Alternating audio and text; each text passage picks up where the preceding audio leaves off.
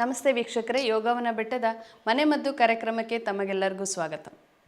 ಪ್ರತಿಯೊಬ್ಬರಿಗೂ ತಮ್ಮ ಸೌಂದರ್ಯ ಅತಿ ಮುಖ್ಯವಾಗುತ್ತೆ. ಆದರೆ ನನ್ನ ಕಣ್ಣು ಕೆಳಗಡೆ ಯಾಕೋ ತುಂಬ ಕಪ್ಪಿದೆ, ಮುಖ ಎಲ್ಲ ತುಂಬ ಚೆನ್ನಾಗಿದ್ರೂ ಕೂಡ ಕಣ್ಣಿನ ಸುತ್ತ ಕಪ್ಪು ಅನ್ನೋದು ನನಗೆ ಒಂದು ನನ್ನ ಅಂದವನ್ನೇ ಹಾಳು ಮಾಡ್ತಾ ಇದೆ ಅಂತ ಒಂದು ಭಾವನೆ ಹೆಚ್ಚಾಗಿ ಕಾಡ್ತಾ ಇದೆ. ಈ ಕಣ್ಣಿನ ಸುತ್ತ ಕಪ್ಪು ಯಾಕೆ ಬರುತ್ತೆ, ಯಾವ ಕಾರಣ, ನಮ್ಮ ತಪ್ಪೇನು, ಅದಕ್ಕೆ ಔಷಧಿಗಳನ್ನು ಯಾವ ರೀತಿ ಮಾಡ್ಕೊಳ್ಬಹುದು ಮನೆಯಲ್ಲಿ, ಮತ್ತು ಯೋಗವನ ಬೆಟ್ಟದ ಚಿಕಿತ್ಸೆ ಏನು ಅನ್ನೋದನ್ನು ನೋಡೋಣ. ಹಾಗೆ ಕಣ್ಣಿನ ಕೆಳಭಾಗ ಕೆಲವರಿಗೆ ಊತ ಕೂಡ ಬರುತ್ತೆ, ಆ ಬಾವು ಅಂತ ಹೇಳ್ತೀವಿ. ಕಣ್ಣಿನ ಕೆಳಭಾಗ ಬೇರೆಯವರು ಒಂದು ಥರ ಇದ್ದರೆ ಇವರ ಕಣ್ಣಿನ ಕೆಳಭಾಗದಲ್ಲಿ ಒಂದು ಸ್ವೆಲ್ಲಿಂಗ್ ಕಾಣ್ತಾ ಇರುತ್ತೆ, ಅದು ಕೂಡ ಅವರಿಗೆ ಇರ್ಸುಮುರ್ಸಾಗುತ್ತೆ. ಯಾಕೆ ನನ್ನ ಕಣ್ಣಿನ ಕೆಳಭಾಗ ಊತ ಬರ್ತಾ ಇದೆ, ಇವೆರಡಕ್ಕೂ ಸಂಬಂಧ ಏನು, ಕಾರಣಗಳೇನು ಅನ್ನೋದನ್ನು ನಾವು ತಿಳಿತಾ ಹೋಗೋಣ.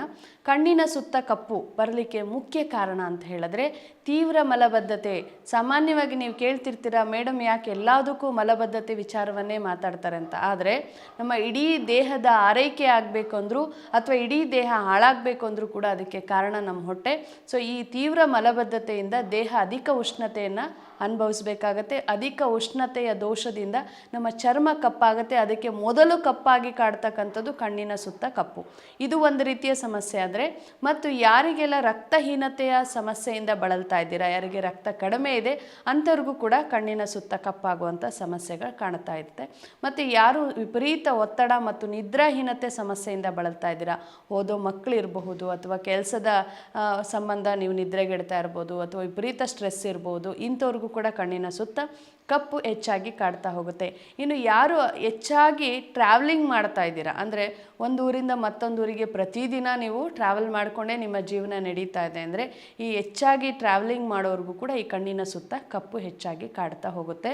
ಮತ್ತು ಯಾರೆಲ್ಲ ಕಾಫಿ ಟೀ ಅಧಿಕವಾಗಿ ಸೇವಿಸ್ತೀರ, ನಾನು ಇದನ್ನು ಪ್ರತಿ ಸಂಚಿಕೆಯಲ್ಲೂ ತಿಳಿಸ್ತೀನಿ. ಕಾಫಿ ಟೀ ಒಟ್ಟಾರೆ 32 ಕಾಯಿಲೆಗಳನ್ನು ಬರೆಸುತ್ತೆ, ಅದರಲ್ಲಿ ಚರ್ಮ ಸಮಸ್ಯೆಗಳು ಒಂದು. ಕಾಫಿ ಟೀಯನ್ನು ಹೆಚ್ಚಾಗಿ ಸೇವಿಸಿದ್ರೂ ಕೂಡ ಕಣ್ಣಿನ ಸುತ್ತ ಕಪ್ಪು ಕಾಣಿಸ್ಕೊಳ್ಳುತ್ತೆ, ದೇಹದ ಶಕ್ತಿಹೀನತೆಯ ಸಂಕೇತವನ್ನು ಅದು ತೋರಿಸುತ್ತೆ. ಮತ್ತು ಅಧಿಕವಾದ ಧೂಮಪಾನ, ತಂಬಾಕು ಮತ್ತು ಮದ್ಯಪಾನ ಚಟವನ್ನು ಯಾರು ಮಾಡ್ತಾ ಇದ್ದೀರೋ ಅವ್ರಿಗೂ ಕೂಡ ಈ ಸಮಸ್ಯೆ ಹೆಚ್ಚಾಗಿ ಕಾಡ್ತಾ ಇರುತ್ತೆ. ಇವೆಲ್ಲದಕ್ಕೂ ಕಾರಣ ಮನುಷ್ಯ, ಬೇರೆ ಏನೂ ಸಮಸ್ಯೆ ಇಲ್ಲ. ನಮ್ಮ ತಪ್ಪುಗಳು ನಮಗೆ ಮುಖದ ಮುಖಾಂತರ ನಮಗೆ ಗೋಚರವನ್ನು ಮಾಡುತ್ತೆ. ಆ ತಪ್ಪುಗಳನ್ನು ನಾವು ತಿದ್ಕೊಂಡಿಲ್ಲ ಅಂದರೆ ಅದೇ ಒಂದು ಸಮಸ್ಯೆಯಾಗಿ ಪರಿಣಮಿಸುತ್ತೆ. ಇನ್ನು ಕಣ್ಣಿನ ಕೆಳಭಾಗದ ಊತದ ಸಂಕೇತ ಏನು ಅಂತ ಹೇಳಿದ್ರೆ, ಯಾರಿಗೆಲ್ಲ ಸಾಮಾನ್ಯವಾಗಿ ಈ ಕಣ್ಣಿನ ಕೆಳಭಾಗದಲ್ಲಿ ಊತ ಕಾಣಿಸ್ಕೊಳ್ಳುತ್ತೆ ಅಂದರೆ ಮುಖ್ಯವಾಗಿ ಈ ತೊಂದರೆ ಫ್ಯಾಟಿ ಲಿವರ್ನ ಮೂಲವಾಗಿರುತ್ತೆ. ಅಂದರೆ ಯಕೃತ್ನ ಊತ ಅಂತ ಹೇಳ್ತೀವಿ. ಇದು ಇತ್ತೀಚೆಗೆ ಸಾಮಾನ್ಯವಾಗಿ ಕಾಡ್ತಾ ಇದೆ. ನಮ್ಮ ಕಣ್ಣಿನ ಕೆಳಭಾಗ ಊತ ಎಷ್ಟು ಹೆಚ್ಚಾಗ್ತಾ ಹೋಗುತ್ತೋ ಅಷ್ಟು ಫ್ಯಾಟಿ ಲಿವರ್ನ ಅಂತ ದಾಟ್ತಾ ಇರುತ್ತೆ. ಮೊದಲನೇ ಅಂತ ಈಗ ಗ್ರೇಡ್ 1 ಫ್ಯಾಟಿ ಲಿವರ್ ಅಂತ ರಿಪೋರ್ಟಲ್ಲಿರುತ್ತೆ, ಗ್ರೇಡ್ 2 ಅಂತ ಇರುತ್ತೆ, ಮೈಲ್ಡ್ ಆಗಿದೆ ಅಂತ ಇರುತ್ತೆ. ಈ ರೀತಿ ನಿಮ್ಮ ಕಣ್ಣಿನ ಕೆಳಭಾಗದ ಬಾವು ಎಷ್ಟು ಹೆಚ್ಚಾಗ್ತಾ ಇದೆಯೋ ಅಷ್ಟು ನಿಮ್ಮ ಲಿವರ್ ಊತ ಕೂಡ ಆಗ್ತಿದೆ ಅನ್ನೋದು ಸಂಕೇತವಾಗಿರುತ್ತೆ. ಇದು ಸಾಮಾನ್ಯ ಮಧುಮೇಹಿಗಳಲ್ಲಿ ಹೆಚ್ಚಾಗಿ ಕಾಣಿಸ್ಕೊಳ್ಳುತ್ತೆ ಮತ್ತು ದುಶ್ಚಟಿಗಳಲ್ಲಿ ಹೆಚ್ಚಾಗಿ ಕಾಣುತ್ತೆ. ಯಾರೆಲ್ಲ ಮದ್ಯಪಾನವನ್ನು ಹೆಚ್ಚಾಗಿ ಮಾಡ್ತಾರೆ, ಧೂಮಪಾನ ತಂಬಾಕನ್ನು ಹೆಚ್ಚಾಗಿ ಮಾಡ್ತಿರ್ತಾರೆ, ಇವರಿಗೂ ಕೂಡ ಫ್ಯಾಟಿ ಲಿವರ್ ಸಮಸ್ಯೆಯಿಂದ ಕಣ್ಣಿನ ಕೆಳಭಾಗ ಊತ ಬಂದರೆ. ಇನ್ನು ಮಧುಮೇಹಿಗಳು, ಅನ್ಕಂಟ್ರೋಲ್ಡ್ ಶುಗರನ್ನು ಇಟ್ಕೊಂಡಿರೋರು, HbA1c ಜಾಸ್ತಿ ಇದ್ದರೂ ಕೂಡ ಇದು ಲಿವರ್ನ ಸಮಸ್ಯೆ ಆಗಿರೋದ್ರಿಂದ ಕಣ್ಣಿನ ಕೆಳಭಾಗದ ಊತ ಕಾಣಿಸ್ಕೊಳ್ಳುತ್ತೆ. ಇನ್ನು ಇವೆಲ್ಲ ಸಮಸ್ಯೆಗಳಿಗೆ ಪರಿಹಾರ ಅಂತ ಹುಡುಕಿದ್ರೆ ನೀವೇ ಬದಲಾಗಬೇಕು.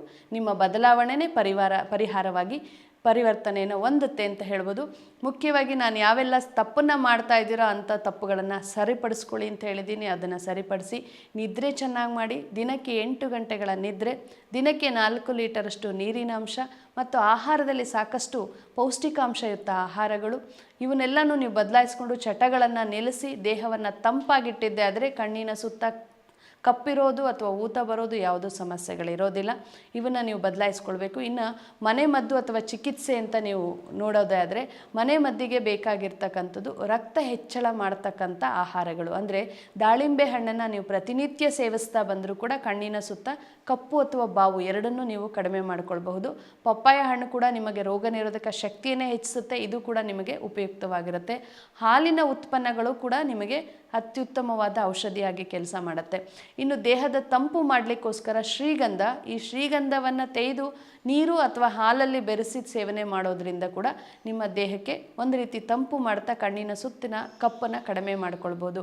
ಇನ್ನು ಬಿಲ್ವಪತ್ರೆ ಎಲೆ, ಈ ಬಿಲ್ವಪತ್ರೆ ಎಲೆಗಳನ್ನು ಅರೆದು ಮಜ್ಜಿಗೆ ಎಲ್ಲ ಹಾಕಿ ಸೇವನೆ ಮಾಡಿದ್ರೂ ಕೂಡ ದೇಹ ತಂಪು, ಪಿತ್ತದೋಷ ನಿವಾರಣೆ ಮತ್ತು ಲಿವರ್ ಎಲ್ಲವಕ್ಕೂ ಇದು ಒಂದು ರೀತಿ ಔಷಧಿಯಾಗಿ ಕೆಲಸ ಮಾಡ್ತಾ ನಿಮ್ಮ ಕಣ್ಣಿಗೂ ಕೂಡ ದೃಷ್ಟಿ ಹೆಚ್ಚಳ ಮಾಡುತ್ತೆ, ತಂಪು ಮಾಡುತ್ತೆ, ಕಣ್ಣುರಿ, ಕಣ್ಣು ಸುತ್ತ ಕಪ್ಪು, ಕಣ್ಣಿನ ಬಾವು ಎಲ್ಲವನ್ನು ನಿವಾರಣೆ ಮಾಡಲಿಕ್ಕೆ ಇದು ಸಹಾಯ ಆಗುತ್ತೆ. ಹಾಗೆ ಅರೆದಂಥ ಬಿಲ್ವಪತ್ರೆಯನ್ನು ಒಂದು ಬಿಲ್ಲೆಯಷ್ಟು ಅಗಲ ಮಾಡಿಕೊಂಡು ಆ ಬಿಲ್ಲೆಗಳನ್ನು ಎರಡೂ ಕಣ್ಣುಗಳ ಮೇಲೆ ಇಟ್ಟು ಪಟ್ಟಿ ಕಟ್ಟಿ ಒಂದು ಅರ್ಧ ಗಂಟೆ ನಿದ್ರಿಸೋದ್ರಿಂದ ಕೂಡ ಕಣ್ಣಿನ ಸುತ್ತ ಕಪ್ಪಿರೋದಿಲ್ಲ, ಹಾಗೆ ಕಣ್ಣು ಉರಿಯನ್ನು ನೀವು ಕಡಿಮೆ ಮಾಡ್ಕೊಳ್ಬೋದು. ಇದೇ ರೀತಿ ದಾಳಿಂಬೆ ಗಿಡದ ಎಲೆಗಳನ್ನು ಕೂಡ ನೀವು ರುಬ್ಬಿ ಆ ಒಂದು ಚಟ್ನಿ ಅಥವಾ ಕಲ್ಕವನ್ನು ಬಿಲ್ಲೆಗಳ ಮಾಡಿಕೊಂಡು ಕಣ್ಣಿನ ಮೇಲಿಟ್ಟು ಪಟ್ಟಿ ಕಟ್ಟಿ ಮಲಗೋದ್ರಿಂದ ನಿಮಗೆ ತಂಪಾಗ್ತದೆ ಮತ್ತು ಕಣ್ಣಿನ ಸುತ್ತ ಕಪ್ಪನ್ನು ಕೂಡ ನಿವಾರಣೆ ಮಾಡ್ಕೊಳ್ಬೋದು. ಹೆಚ್ಚಾಗಿ ಕ್ಯಾರೆಟ್ ಸೇವನೆ ಕೂಡ ನಿಮಗೆ ಉಪಯುಕ್ತವಾಗುತ್ತೆ. ಇದೆಲ್ಲವನ್ನು ನೀವು ಪ್ರತಿನಿತ್ಯ ಆಹಾರಗಳಲ್ಲಿ ಹೆಚ್ಚೆಚ್ಚು ಬಳಸ್ತಾವಾಗಿ, ಜೊತೆಗೆ ಚಿಕಿತ್ಸೆ ಅವಶ್ಯಕತೆ ಇದ್ದರೆ ಯೋಗವನ ಬೆಟ್ಟದ ಚಿಕಿತ್ಸೆ ಇದೆ. ರಕ್ತ ಶುದ್ಧಿ ಕಷಾಯ ಇದು ಒಂದು ಮಾತ್ರ ಅಲ್ಲ, ಸಾಕಷ್ಟು ಔಷಧಿಗಳನ್ನು ನೀವು ಪಡೆದುಕೊಂಡ್ರು ಇಡೀ ಸಂಪೂರ್ಣ ದೇಹವನ್ನು ಸರಿಪಡಿಸ್ಕೊಳ್ಬೇಕಾಗತ್ತೆ. ಆದರೂ ರಕ್ತ ಶುದ್ಧಿ ಕಷಾಯ ಮತ್ತು ಮಹಾ ಕಂಚುವಾಳ ಜೊತೆಗೆ ಸೌಂದರ್ಯವರ್ಧಕ ತೈಲ ಇದನ್ನು ನೀವು ಬಳಸಿದ್ರೂ ಕೂಡ ಮನೆಯಲ್ಲೇ ನಿಮ್ಮ ಆಹಾರ ಪದ್ಧತಿ ಜೀವನ ಶೈಲಿಯೊಂದಿಗೆ ಈ ಒಂದು ಔಷಧಿ ನಿಮ್ಮ ಸಹಾಯಕ್ಕೆ ಬರುತ್ತೆ. ಇದು ಬಿಟ್ಟು ಬೇರೆ ಇನ್ನೇನಾದರೂ ಸಮಸ್ಯೆಗಳಿದ್ದರೆ ನೀವು ನೇರ ಭೇಟಿ ಮಾಡಿ ಚಿಕಿತ್ಸೆಯನ್ನು ಕೂಡ ಪಡೆದುಕೊಳ್ಬಹುದು. ಚಿಕಿತ್ಸೆ ಪಡೆದುಕೊಳ್ಳಲಿಕ್ಕೆ ಬೇಕಾಗಿರೋ ವಿಳಾಸ ಅಂದರೆ ಬೆಂಗಳೂರಿನ ಕನಕಪುರ ರಸ್ತೆ, ಕುಣಿಗಲ್ನ ಕೆಉರ್ಳಿ ಬೋರ್ಸಂದ್ರ ಹಾಗೂ ಚಿತ್ರದುರ್ಗದ ಸೀಬಾರ ಹಾಗೂ ಬಾಗಲಕೋಟೆಯ ನವನಗರದಲ್ಲಿ ಶಾಖೆಗಳಿದೆ. ದೂರವಾಣಿ ಸಂಖ್ಯೆಗೆ ಕರೆ ಮಾಡಿ ನಿಮಗೆ ಹತ್ತಿರದ ಶಾಖೆಯನ್ನು ಗುರುತಿಸ್ಕೊಂಡು ಭೇಟಿ ಮಾಡ್ಬೋದು. ನಮಸ್ಕಾರ.